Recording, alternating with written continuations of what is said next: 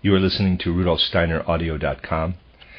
If you are listening to the podcast of this, it is located at RudolfSteiner.podbean.com.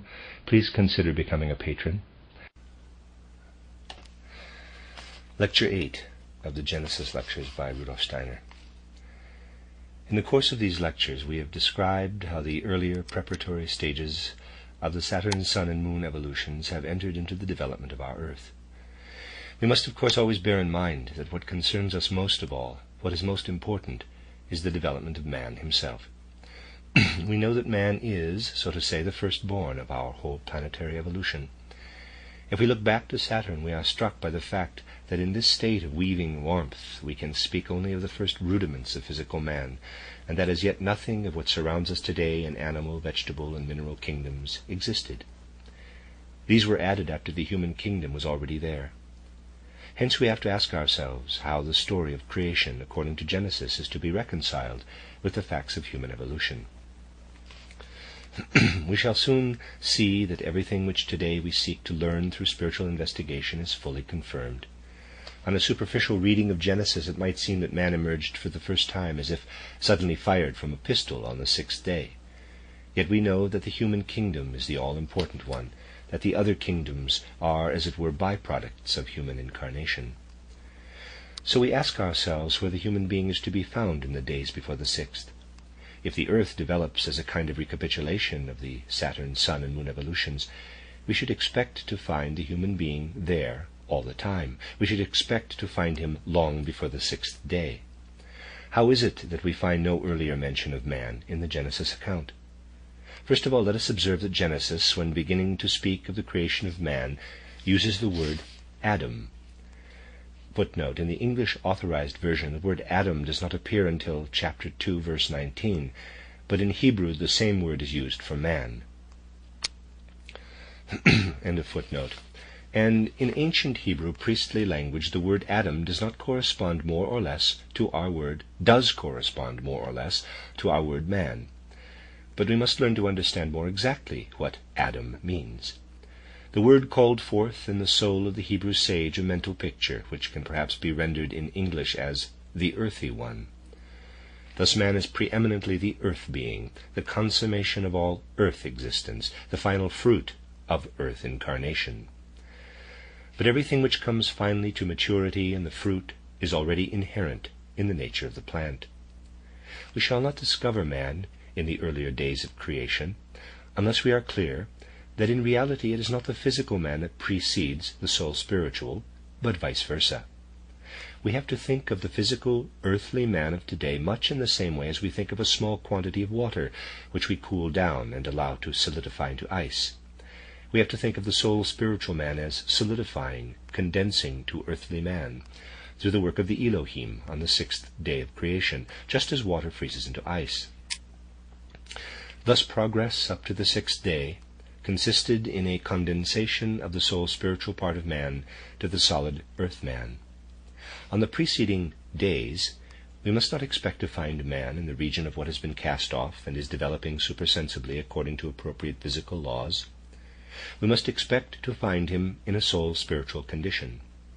Thus, when we say in the words of Genesis that on the first day there were present the inner mobile energy and the outwardly manifest, we should not on that first day expect to find man in the earth element, but as a soul spiritual being in the periphery of the earth. As a soul spiritual being, he is being prepared for his earthly existence. Today I want to correlate some of the findings of spiritual science with the Genesis account. When Genesis tells us that through cosmic musing the two complexes of inner stimulation and outer manifestation arise, what is it which is being prepared in the very first rudiments of man? When the spirit of the Elohim weaves and broods through these complexes, what part of man is in course of preparation? It is what in spiritual scientific terminology we call the sentient soul, which today we have to look upon as something inward. That is what is being prepared on the first day of creation, up to the point where it says, "Let there be light," and there was light. Within all this there lies in the spiritual periphery the sentient soul of man. To put it more clearly, We look for the sentient soul to begin with in the circumference of the earth, and we place it in the time usually described as the first day of creation. Thus in the circumference of the earth, where the Elohim and the beings ministering to them unfold their work, we have to see a human soul spiritual, present in the spiritual atmosphere, somewhat in the same way as today we see clouds in the airy atmosphere. And this is the human sentient soul. Then the evolution of man makes a further advance.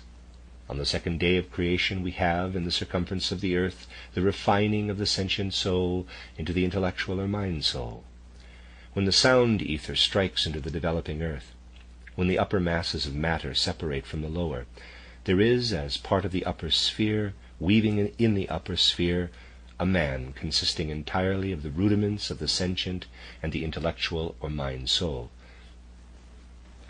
Then on the third day we have to think of man as advancing to the stage of the consciousness soul. On this third day, down below on the earth under the influence of the life ether, verdant life unfolds in species form. The earth brings forth the foundations of plant life, of course only supersensory perceptible, and up above in the ether there weaves what we call the consciousness soul, together with the sentient and the intellectual or mind souls. Thus the spiritual man hovers in the periphery of the developing earth. He is, as it were, within the substance of the several spiritual beings. So far he has no independent existence. It is as if he were being fashioned as an organ within the Elohim, the Archai, and so on, as though he were in their bodies as part of them. Hence it is natural that it is of these beings that we are told, for at this stage of earth development they alone are actual individualities. To describe their lot is to describe the lot of the rudimentary human beings as well. But you can easily see that if man is one day to people the earth, something like a gradual densification of the human being has to come about. This soul's spiritual element must gradually be clothed in a body. At the end of what is called in the Bible the third day of creation, we have the rudiments of a soul spiritual man, which today we should call the consciousness soul, intellectual or mind soul, and sentient soul. These have to be provided with an outer garment. Within this soul spiritual, man has next to acquire the garment of the astral body. Let us try to realize what this means.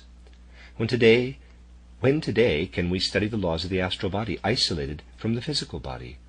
Our astral bodies are separated from us when we are asleep, though the astral form is now quite different from what it was in the time of which Genesis speaks. When man sleeps, he leaves his etheric and physical bodies lying in bed, and he himself is in his astral body, which hides within it his ego. Remember the many things which I have told you in the course of years about the peculiar life of the astral body during sleep.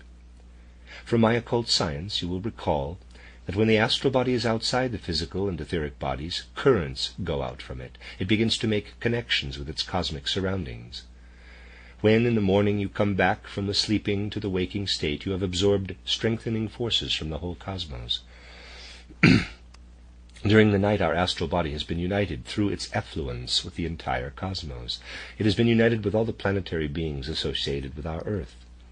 It has radiated its effluence to Mercury, Mars, Jupiter, and so on.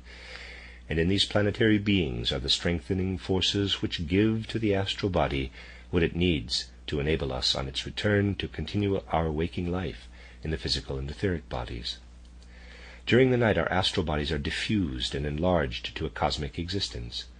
The clairvoyant sees the astral body quit the physical body when the human being falls asleep. But in point of fact that is an inadequate description.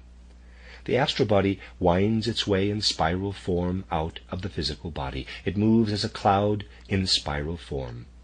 What we see is only the beginning of the currents which emanate from the astral body.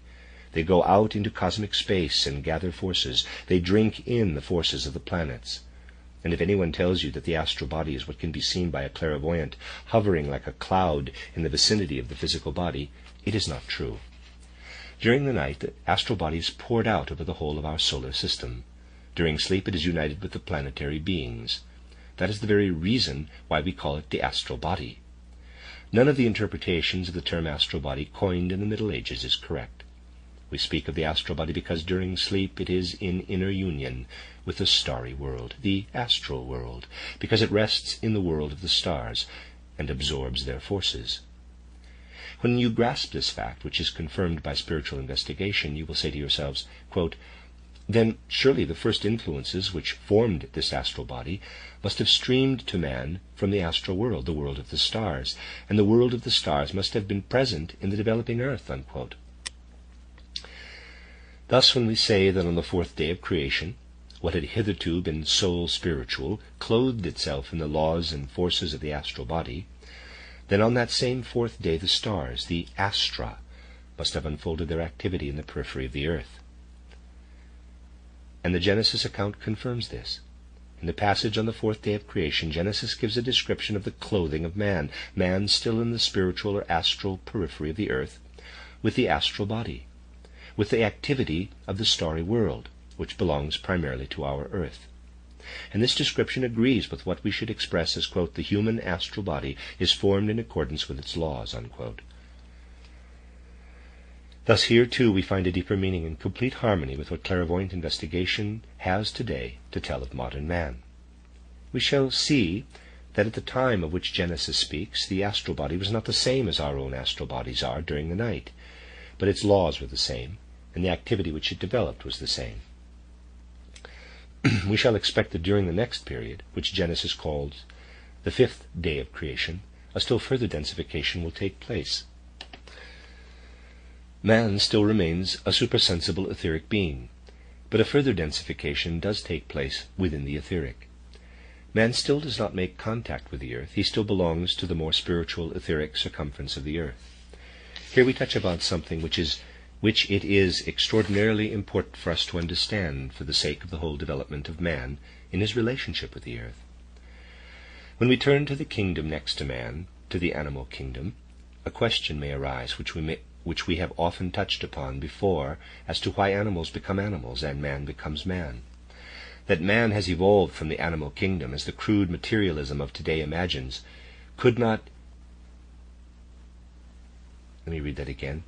That man has evolved from the animal kingdom, as the crude materialism of today imagines, could not even be accepted by superficial ratiocination if it really understood itself.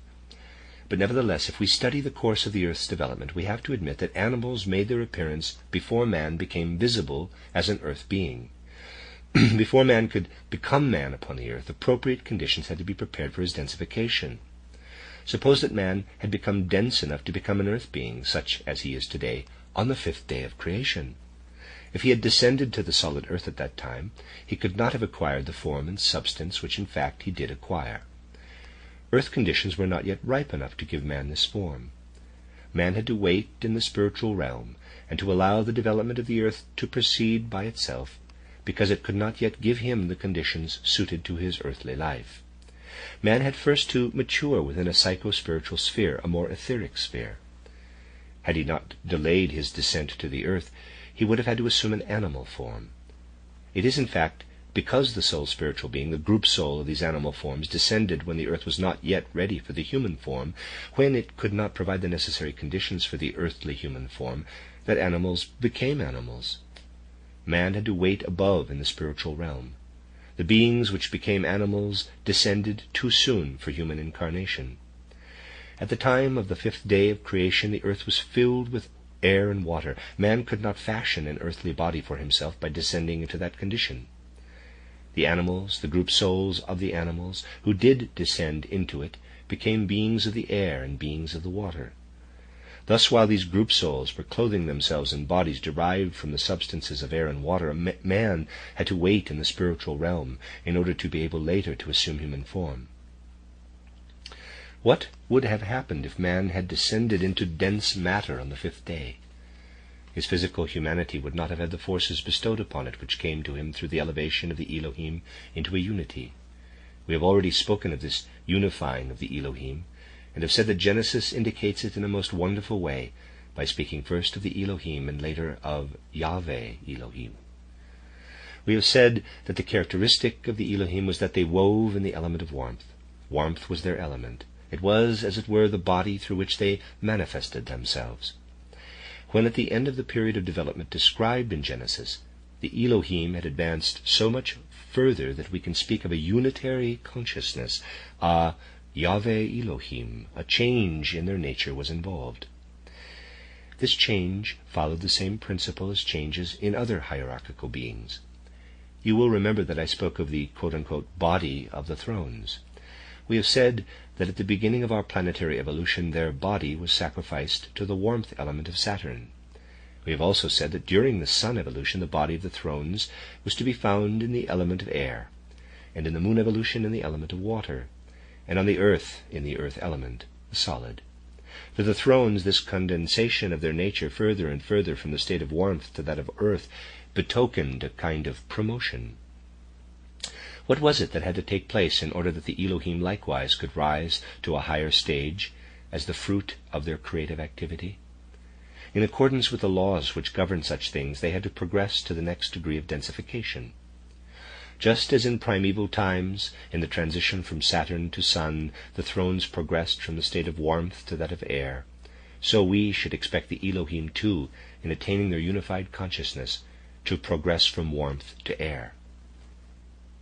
That, however, did not happen on the fifth day, but only at the end of the series of events described in the Genesis account of the creation. Had man been permitted to descend into the finer element of air on the fifth day, it would have happened to him as to the other beings who sought their bodily nature in the element of air. They became animals of the air, because they could not be given the requisite strength, the power of the Elohim, risen to the stage of Yahweh Elohim, to enable them to fulfill the meaning of earth existence. Thus man had to wait. He was not permitted to adopt the air as his element. When the creatures of the air descended, he had to wait until the Elohim had become Yahweh Elohim. Only then could he be given the Yahweh Elohim strength. He had to be bodied forth in the weaving of Yahweh Elohim in the air, but he was not to take this elementary airy existence into himself until he could receive it from Yahweh Elohim. This the Genesis account conveys in a very subtle way. What it virtually says is that man grew ripe in a more spiritual etheric existence, and only sought denser embodiment after the Elohim had advanced to the stage of Yahweh Elohim, after Yahweh Elohim was able to form the earthly nature of man by breathing into him the air. It was the efflux of the Elohim themselves, now grown to Yahweh Elohim, which streamed into man with the air. There again, we have a description in Genesis which wonderfully accords with the spiritual investigation of today. And in Genesis we find a theory of evolution compared with which the proud doctrines of today are mere fantasy. For Genesis guides us to the inwardness of creation, shows us what has to take place in the supersensible before man can advance to sensible existence. Thus, while the other beings had already condensed physically in the region of air and water, man had still to remain in etheric existence, and it was in fact his condensation to the stage of the etheric body that took place in the period alluded to as the fifth day of creation. On the fifth day we still do not find man among the physical earth beings. It is not until the sixth day that we find man actually among the earth beings. It is then that he is received by the developing earth. What we call the physical body came into existence on the sixth day of creation. But we must still emphasize that it would be quite wrong to believe that you would have to have been But we must still emphasize that it would be quite wrong to believe that you would have been able to see with your eyes or touch with your hands the man who came into existence on the sixth day. If a man with the eyes of today had been at all possible at that time, he would not have been able to perceive the man who then came into existence. The man of today is too much inclined to think materialistically. Hence he at once thinks of the newly created man on the sixth day as a being just like himself. Man was certainly there in a physical form, but then even the vibrations of heat are physical. If you come into a space and find there differentiated currents of warmth, not so dense as gas, you must still call that physical existence, and there was such physical existence on Saturn, even though only in the form of warmth. Thus man on the sixth day was not to be found in solid fleshly form. It was to be found in physical form as an earth being, but only in the first manifestation of the physical as a man of warmth. When that event occurred, so beautifully expressed in the words, And God said, "Let us make man." Anyone sensitive to warmth would have perceived certain differentiations in the substance of warmth. If he had walked over the earth, which was at that time covered with vegetation and animal life in air and water, all at the species stage, he might have said to himself, quote, "Strange, in certain places I get impressions of warmth, not of anything that has reached a gaseous condition, pure warmth impressions," unquote. There are differentiations of warmth in the periphery of the earth. Beings of warmth flit hither and thither. Man was as yet not a gaseous being. He consisted only of warmth. Try to think away all the solid part of you, all the fluid, all the gaseous element, and to imagine only that part of the man you are today which pulsates in the warmth of your blood. Imagine your blood heat apart from anything else. And then you have what came into being when the Elohim spoke the creative word, "Let us make man." And the next stage of densification did not come until after the days of creation. The influx of what Yahweh Elohim was able to give, the inbreathing of air, did not take place until after the 6th day of creation. Man will not understand his own origin until he makes up his mind to think of his descent as follows. At the beginning of the development of the earth there was a soul spiritual condition, then came an astral condition, then an etheric condition, and then came the physical states, first warmth and then air.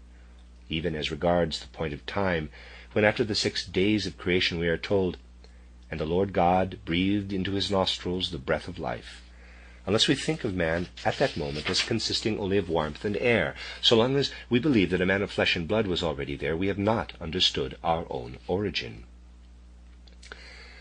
The coarser is derived from the finer, not the finer from the coarser. It is alien to present-day consciousness to think in this way, but it is the truth. When we have grasped this, then we shall understand why it is that in so many accounts of the creation, the incarnation of man is represented as a descent from the periphery of the earth. When the Bible itself, after the days of creation, speaks of paradise, we must look for the deeper meaning behind this, and only spiritual science will enable us to understand the truth. To anyone who knows the truth, it is really very odd that commentators should have argued as to whether paradise was situated on earth at this spot or that from which mankind spread abroad. It is only too clear in many accounts of creation, including the one in the Bible, that paradise was not situated upon earthly soil, that it was lifted above the earth, was, so to say, in the heights of the clouds, and that while man lived in paradise he remained a being of warmth and air. At that time a man did not actually walk about the earth on 2 legs. That is a materialistic fantasy. Thus, even after the end of the days of creation, we have to think of man as a being belonging not to the ground, but to the periphery of the earth. How then was he brought down to the surface of the earth? How did the further densification from the condition into which Yahweh Elohim had placed him come about? Here we come to something described pretty fully in my occult science. We come to what we call the Luciferic influence.